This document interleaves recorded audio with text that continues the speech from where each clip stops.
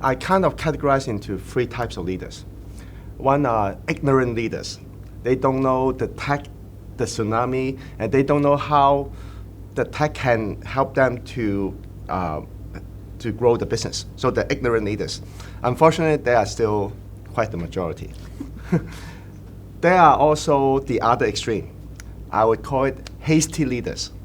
They just read the news. Oh wow, the latest AI agent. That seems to be sexy. Okay, then they just quickly go to the IT people, go and deploy the AI agent and see how we can actually maximize our it. And we want to be the quickest one among the competitor to deploy AI agent, and we want to have the public relationship to interview me to be the first in the newspaper. There are some like that, but they are not all. Both ignorant leaders or hasty leaders are the ones who bring a lot of trouble long term to the company.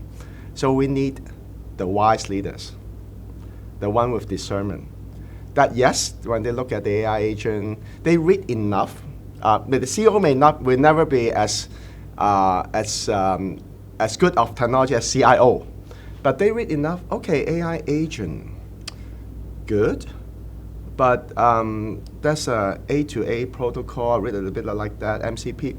But they are so new, they don't even have the security measure to build in the protocol. So let's do some experiment, sandbox, and do it. Yes, test it, but don't hastily deploy it. Another thing is they trivialize the problem. When they look at the news, oh, there's vibe coding, there's cursor, so we don't need the IT people, we can just use AI to build my app.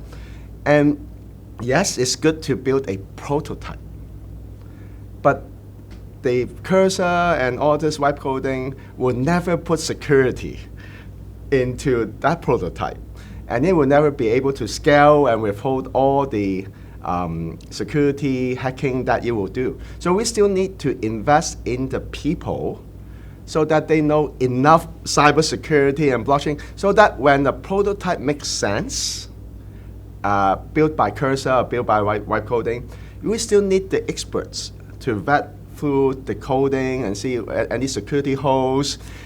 Do we actually need blockchain somehow to have more trust in the deployment of those applications to mitigate some of the AI risks or whatever? So you still need the wise leaders will build a wise team so that at the same time it is still competitive, but it's not competitive in the sense that I want to be the first on the newspaper, but enough wisdom to say I want long-term sustainability, secure in my network, and we need more and more wise leaders. And unfortunately, out of those three, those are the least that I have seen so far. I'm always shocked by the lack of curiosity in the leaders, because everything that you see in cybersecurity is in the news. Actually, I talk to lay people who's not in corporate business and who's not in cybersecurity, and they want to talk about cybersecurity because so many incidents that have happened has affected them. So it's now in the common ecosphere.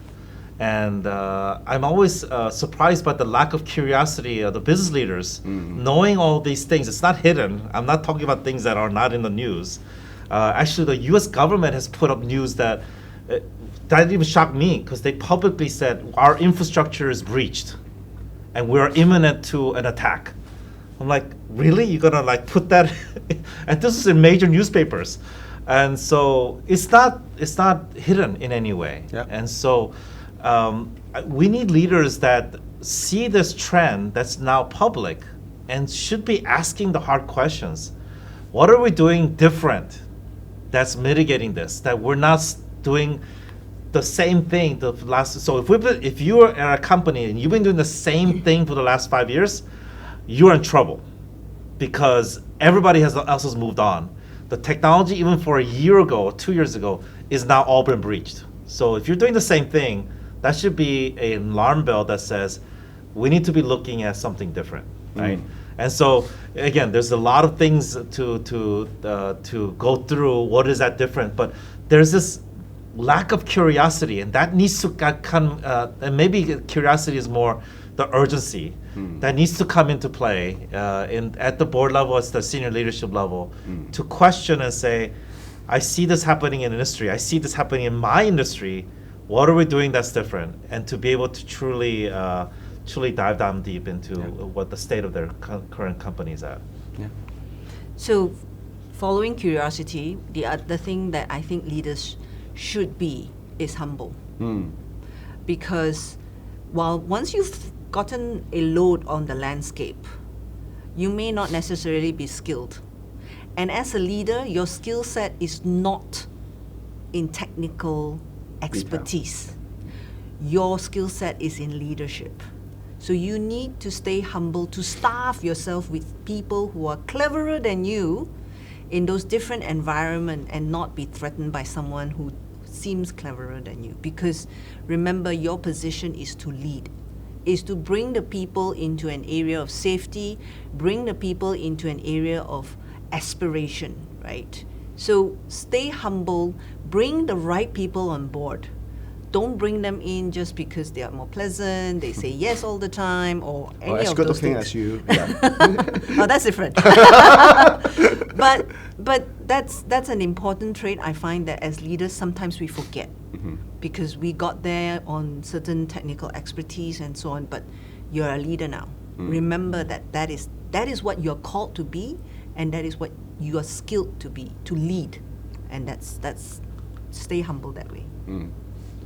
Technology is great, it's trendy, but at the end of the day, technology is to use wisely to serve people. I think there are many leaders with the zero-sum mentality, meaning, okay, now AI is so powerful, how can I replace my team to fire people? That's a zero-sum game. So it's just human. So by deploying technology, I actually minus or subtracting the human values in your organization. It's a zero-sum mentality. Because AI doing more, that means at least I use less human. But I guess the leaders, or wise leaders with discernment, that's the key topic today, right? When the tsunami is coming, how can I have the positive sum mentality? How can I continuously to invest in people in my team? Many of those are wiser, more tech savvy than me, so that we can work as a team to grow the business together, not just short term, but long term, without any cutting corners of security holes inside. And how could we actually look at it from not just your company perspective, look at it from a societal perspective. Just a small little thing that business leaders could also be thinking about. By using certain technology, do we actually put more power into those hands of the Microsoft of the world, the dominant players in the world, but make them too concentrate in powers?